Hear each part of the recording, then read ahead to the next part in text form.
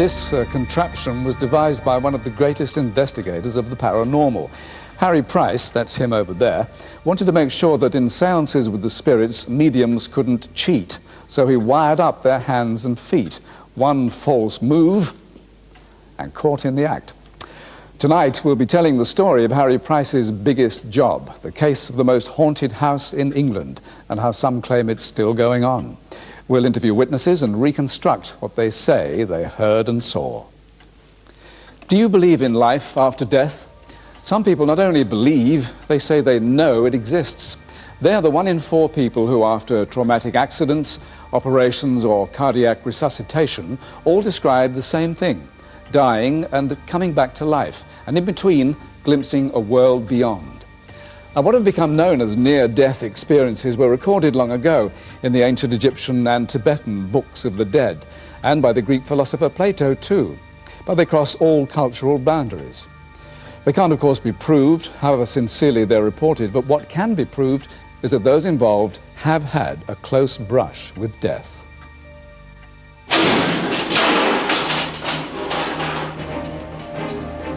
He was pretty close to death because he had severe hypothermia, he had severe injuries. On the records, he had multiple fracture in the pelvis, a fracture in the left wrist, fracture in the left leg, and multiple fractures in the jaw bones, and also multiple fractures in the ribs.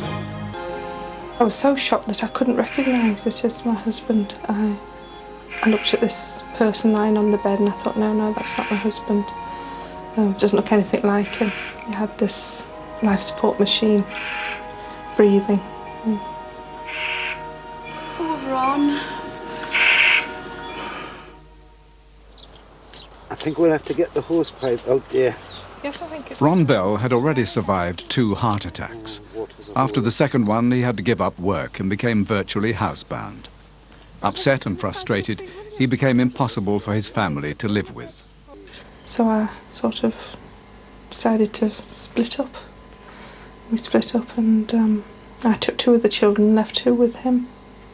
The situation with my parents, my mum, splitting up with my mum at the time, coping with looking after me. I think a lot of things had got him down. He was quite depressed. But Ron's health was improving. One of his sons was about to get married, and he'd begun to get out and about again. One evening, he set off for a walk at Old Hartley on the Tyneside coast, a favourite spot of his. A friend dropped him off. Are you sure you're going to be all right? Yeah, I'll be all right. I'll have a good walk. I'll see you later. I went down to Hartley because it's a peaceful place, it's a lovely place. I needed time to think, to sort things out. It's a place where I always go, and I just like it. It's my place. I was feeling really good. I was walking along the cliff top path, and it was a cold night. I could hear the waves beating on the rocks below. And I got this excruciating pain come to my chest. Having had 2 heart attacks before, I realised I was probably taking a heart attack. And it just bowled me over, and I found myself over the cliff edge.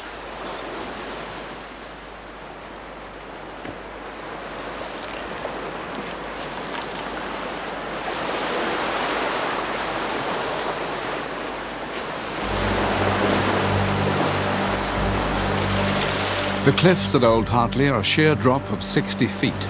There was no fence, nothing to save Ron.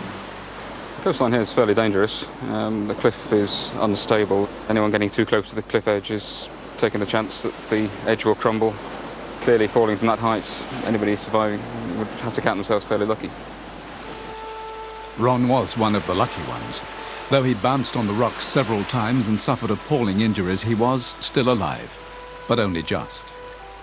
I was in the sea, and I couldn't move. Nothing would move. So I must have lost consciousness again. And when I came to, I was further out to sea. And I thought I was probably going to die. And I called out my wife's name and my children's name and names. And just more or less resigned myself to wait. Suddenly I felt warm and at peace. Then it just seemed to happen. I found myself in this tunnel with a very bright light at the end of it, and I was walking towards it. At the end of the tunnel, when I arrived there was a bridge.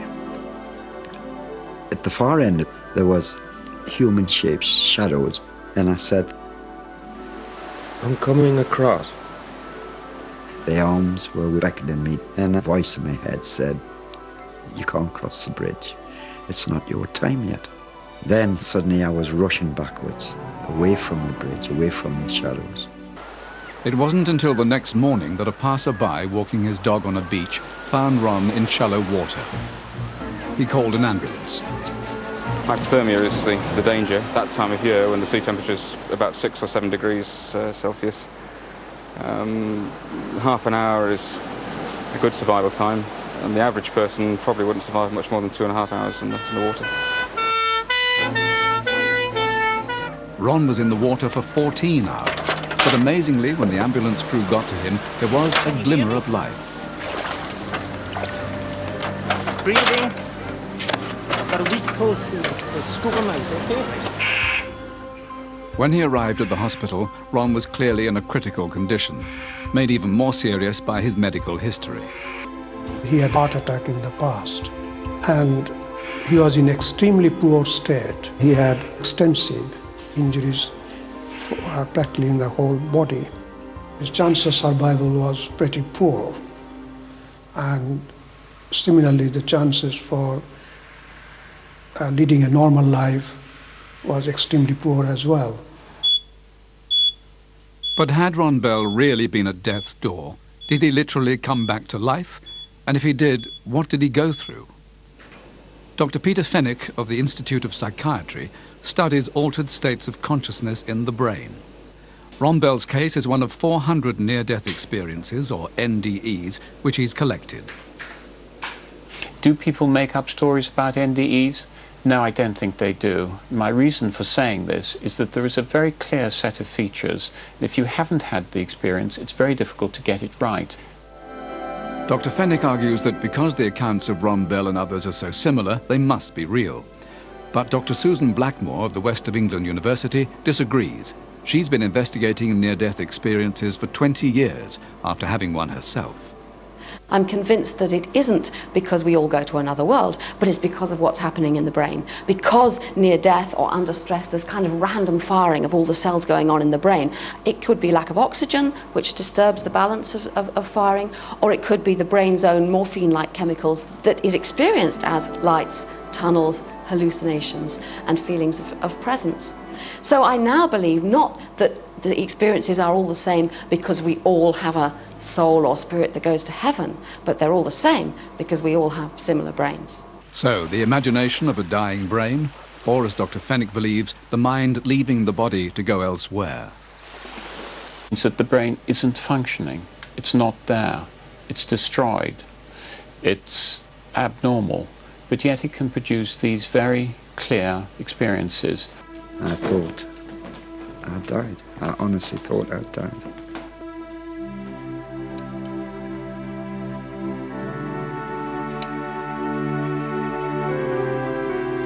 Thank God, you're back. Ron's nurse hadn't expected him to recover. When he did, she remembers clearly what he described to her. I was very pleased and surprised that he'd recovered. He told me of a dream that he'd had about the tunnel and the shapes and the light, and he was going towards it. It was very convincing, and other patients have told me of the same dream and experience they've had when they've been in that state. As Ron Bell was to discover, there's something else which those who claim near-death experiences usually find. Most people lose their fear of death. A lot of people feel that they have a mission that they have to go through. There's something for them to do in this life. And many people are more social. That is, they think more about their friends. My father was probably quite a selfish person. rather inconsiderate. He never had a great deal of time for us when we were children. He was around, but never for us. Since the accident, I think he's definitely become more responsible towards his family. The experience also brought about a reconciliation with his wife. They decided to give their marriage another try. Ron's son Robert got married too. After the ceremony, the couple visited him in hospital. I think he's got more of a sanctity for life. He's got more of a, what would you say, a zest for life, really. He's a lot more of a caring person than he was. I realised that I'd been given another chance, but if I was to die tomorrow, I would not be afraid. I'm not afraid of death. This is where we'll all go, eventually. I know because I've been there.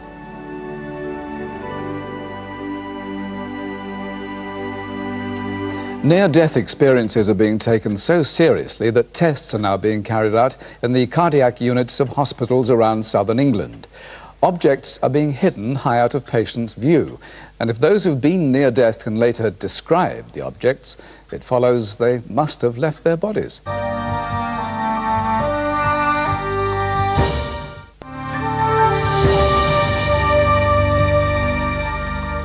It lasted for decades. It became a national legend, and investigating it was the case of a lifetime for Harry Price, Ghostbuster Supreme.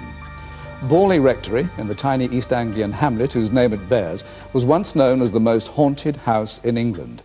Many people, 5 successive rectors, their wives and families, neighbours and visitors, all apparently saw things there. And the legend lives on. I've been involved with Borley for over 40 years, 27 years as editor of the local paper. And in every year of those 40 years, something has been reported as happening at Borley. There's nothing there, there's no shop, there's no pub. In fact, the last place that you'd expect to see a stream of visitors. So how and why has the quiet of the English countryside been so disrupted? Ever since Borley Rectory was built in 1863, reports have abounded of strange whisperings, a ghostly presence, and mysterious so-called accidents. It all began with the daughters of the first vicar, Raise it to the top. and a truly haunting vision. At the end of the garden, they saw a figure, its head bowed as if in prayer.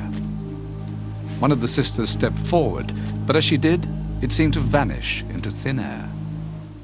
Peter Underwood, who's been investigating Borley for 40 years, recalls meeting the sisters.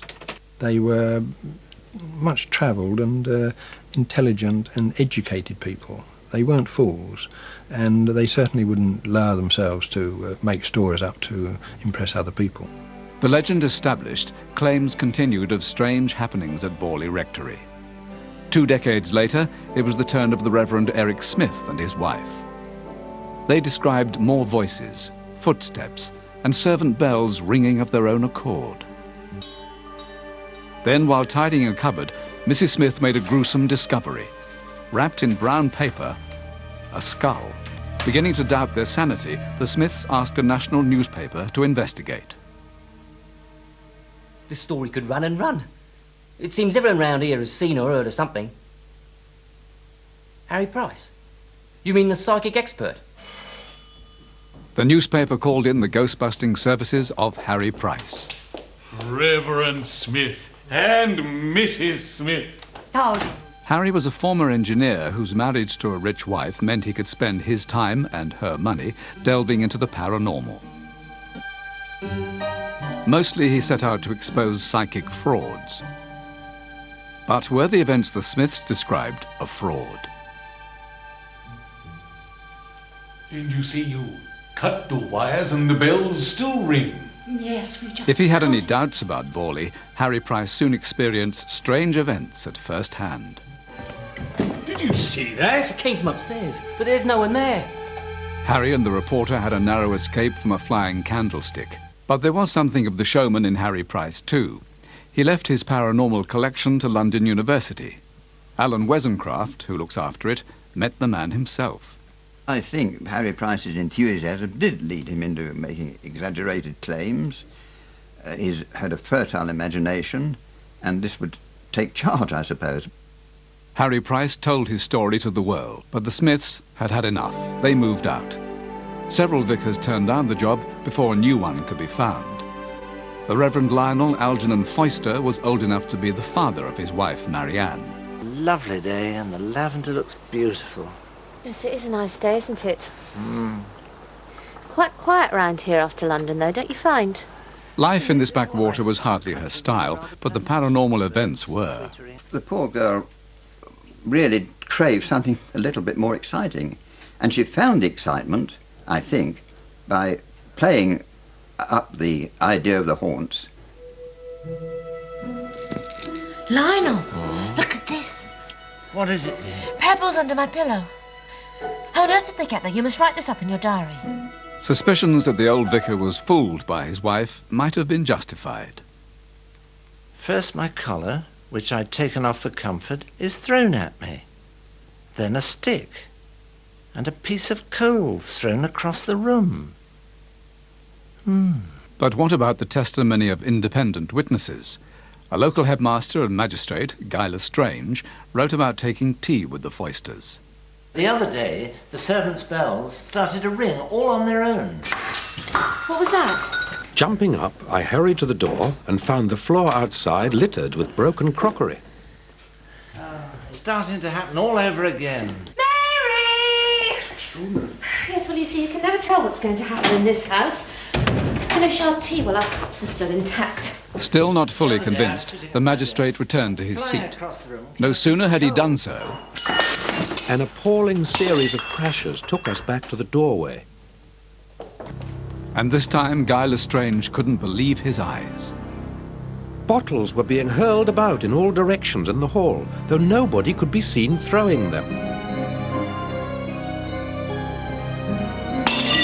Good God. When the Foysters left, Harry Price's big moment arrived. He took a year's lease on the rectory and moved in.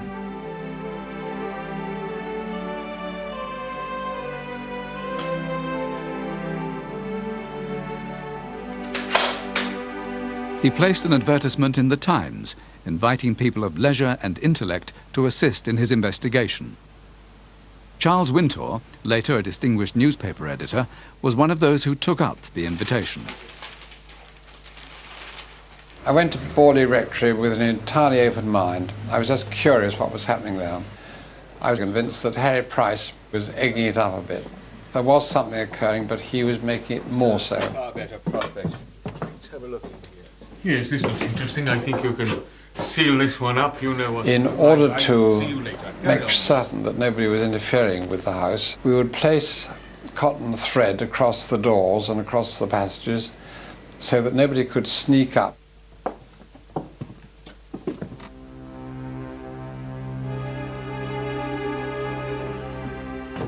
When they returned, they found the seals intact. But on inspecting the rooms, Charles Wintour and his friend found marks had appeared on the walls, scratches and indecipherable messages. On one occasion, I thought one of the pencil marks was actually moving as I saw it. It seems mad, but I think that's what I saw at the time. Harry Price reaped the rewards of his research. His findings were published in best-selling books. Borley Rectory became famous as the most haunted house in England, until one night there was a fire.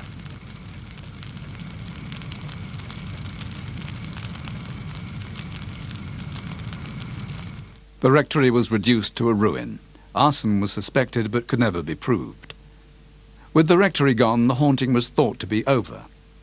In any case, for many, Harry Price's exaggerations and Marianne Foyster's confessions, made to investigators like Peter Underwood, had discredited the story. But was there still more to it? There were things going on at Borley long before Marianne went there. There were things going on at Borley long before Harry Price went there. And there were things happening at Borley long after Marianne left and long after Harry Price was dead. The new vicar buried bones found during the rectory demolition and began to claim new happenings across the road at Borley Church itself. He was the one, more than anyone else, who moved the ghost from one side of the road to the other. He was the man who said, you know, that strange things are happening in my church. I've seen things in my church. I've heard things in my church. And because he was the vicar or the rector, people believed him. It's in the medieval church that Ron Russell and other psychic investigators have continued Harry Price's work. One night, he and a small team set up tape recorders there.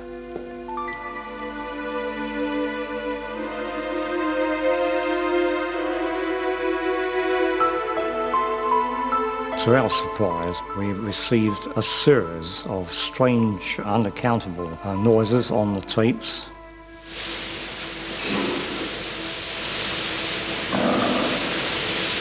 I've no doubt in my own mind that these sounds were paranormal. And the stories of unexplained incidents continue. Just heard what sounded like an organ playing from inside the church. But as we went in the church, it suddenly stopped. To our utter amazement, there was not a soul in the church. The organ console was closed and padlocked.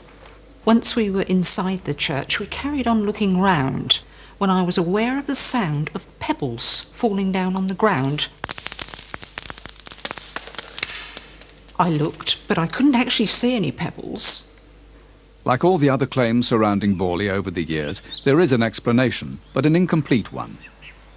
Some local boys confessed that they'd been hiding in the church. One had pumped the organ up and the other had played a few bars, and they then died behind the pews. Since then, in recent times, the church has been locked, and still people are saying they're hearing the organ. What do you make of that? I don't know. Harry Price died 9 years after Borley Rectory was destroyed. Almost immediately, books were published tearing his work to shreds. But expert opinion is divided. Though they agree his claims were exaggerated, many still back him. And to this day, a special library is dedicated to him at London University.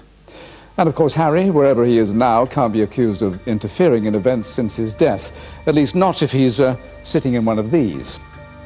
Good night.